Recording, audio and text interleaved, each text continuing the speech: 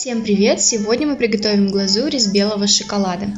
Глазурь универсальная, ее можно использовать как для потеков на торте, так и для декора других кондитерских изделий, например, эклеров, пончиков, эскимо и так далее. Все, что захотите. Белый шоколад мы растапливаем на водяной бане или в микроволновке импульсами по 10 секунд. Тщательно перемешиваем после каждого раза, чтобы шоколад не свернулся. То же самое делаем на водяной бане. Периодически снимаем с водяной бани и тщательно промешиваем, чтобы шоколад не перегрелся. Я растопила полностью шоколад, он стал однородным.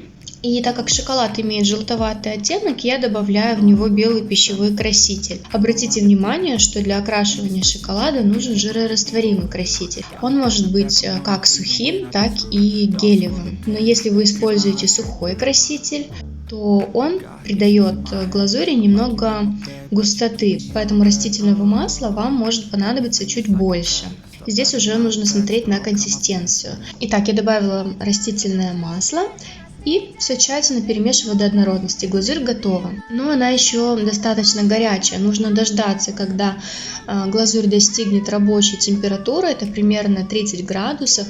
И тогда можно приступать к декору кондитерских изделий. Потому что глазурь более высокой температуры будет ложиться очень тонким слоем и стекать с изделия. Сейчас я эту глазурь наношу на эклеры. Это эклеры 3 шоколада, рецепт будет в одном из следующих видео, поэтому подписывайтесь на канал, чтобы не пропустить этот рецепт. И также в одном из прошлых видео я наносила данную глазурь на пончики красный бархат. Ссылка тоже будет в описании, обязательно переходите, посмотрите.